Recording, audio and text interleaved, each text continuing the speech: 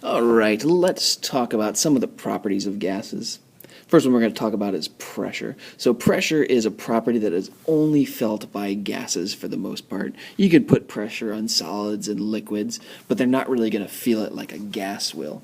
Gases are the ones that experience pressure. When you pump up your bicycle tires or your car tires, you're always looking at the pressure reading, and that's really important for gases. So what causes pressure is the fact that gas molecules are constantly bouncing around. In the activity that we did in class, the simulation, you guys saw how the gas molecules are bouncing all around their container, hitting off the sides. That collision with the sides that those molecules are having is what causes pressure. So in order to increase pressure on a system, in order to increase the pressure in your car, you would just increase the amount of collisions that there is. So as those collisions are happening, it has to do with how many collisions happen and how hard those collisions are.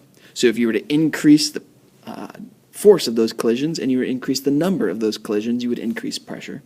This is why heating something up increases the pressure, because you are making the molecules move faster, and since they're moving faster, they're colliding more often and with more force, and therefore pressure goes up.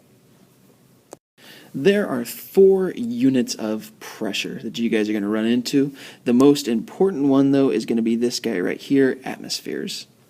So they are, I put on here all the units if you want to write down what these are. It's kilopascals, millimeters of mercury. MM literally stands for millimeters, and Hg is the symbol for mercury. TOR is torr, and then the last one is atmospheres. And atmospheres is the most common one in chemistry. Actually, the millimeters of mercury has the most historical significance. So the original way that they measured pressure was they took these little glass dishes and they filled them with mercury. And then they put this little inverted tube, that's like a test tube, so it's open here at the bottom. They put it down into this dish of mercury, and inside of that tube, inside of that test tube, was a vacuum. That means there's no air, or very, very little air inside of that tube. What happens then is atmospheric pressure, so pressure of the air around on the outside, is pushing down on the mercury because it's open to the outside air. It pushes down on there, and what that causes the mercury to do is to push down and then go up this tube. And so the atmospheric pressure would push the mercury up the tube. And the higher the atmospheric pressure, so if pressure increased on the outside, that means the level of mercury would go up.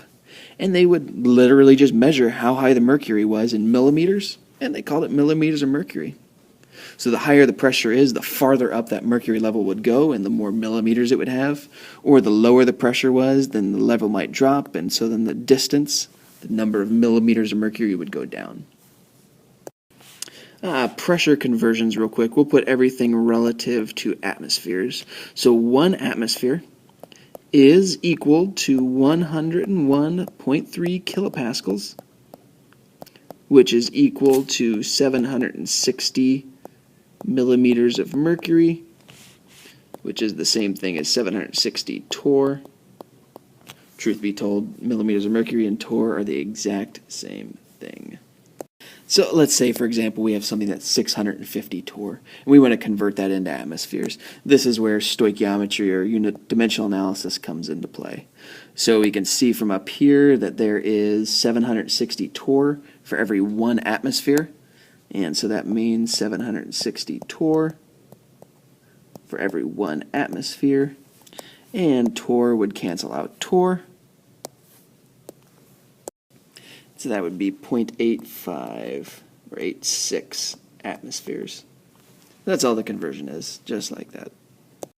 Let's talk about atmospheric pressure and the weight that you have to bear. So when you step outside, heck, when you're sitting inside, you are experiencing air pressure, and a lot of it. So right down here at sea level, if you're swimming right in the sea, just like that, what you are experiencing, what you feel as air pressure, is literally the weight of the entire atmosphere resting upon your shoulders. So you're surrounded by air. No matter where you go, you're surrounded by air. We breathe it in. Plants breathe it in and breathe it out. So it's out there. What causes atmospheric pressure then is the pile of gas on top of your head. And so since you have literally this entire layer of air going all the way up to the top of the atmosphere, sitting on top of your shoulders, you are feeling a lot of air pressure. As opposed to someone who is up here at the level of Mount Everest, okay, they're not going to be experiencing near as much air pressure as someone down at sea level. And that's why air pressure decreases as you go up, and when you climb up really, really high while your ears pop.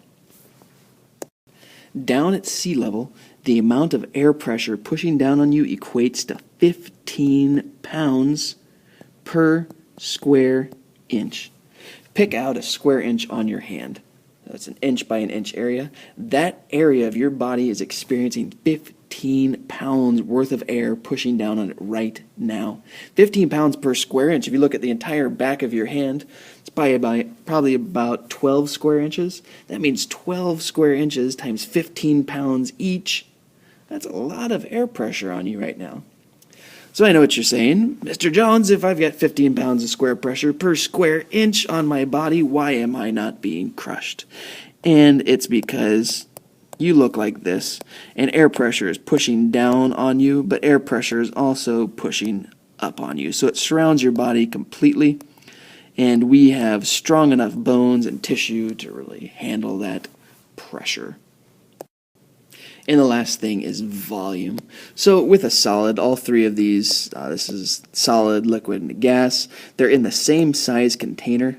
But you can see a solid, if you take an ice cube and drop it in a glass, the ice cube doesn't mold to fit the glass at all. It just sits there like it is as long as it's frozen. When it melts, though, it kind of falls apart. It maintains its own volume, but it fits the shape of the container, so it'll sink down to the bottom. None of it stays up here at the top. It doesn't just pool up in the middle. It actually flattens out and shapes with the container. Gases, on the other hand, it doesn't matter how small the amount of gas is, they will expand to fill an entire container. If it's a little amount of gas or if it's a lot amount of gas, they will spread out to fill a container. If you have one molecule of gas, it will bounce all around and it will occupy the entire region. You experience this a lot, actually. So let's say you're in your room, you're in a classroom, wherever, with a group of friends. That's you with the hat on right there.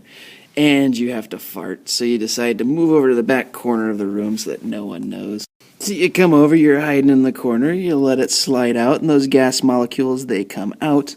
The problem is those gas molecules aren't like a liquid or a solid where they just stay where they are. They spread out to occupy the entire room. So at first, they're right there chilling by you, you're just enjoying your own work, but suddenly those gas molecules are spreading out to occupy the whole room, and pretty soon everyone over here can smell your deed. So gases spread out to fill the entire volume of the room. Doesn't matter how small the fart was or how big it was, it will spread out to occupy the room, and everyone will know about it. So that's why gases tell you in the future, go outside.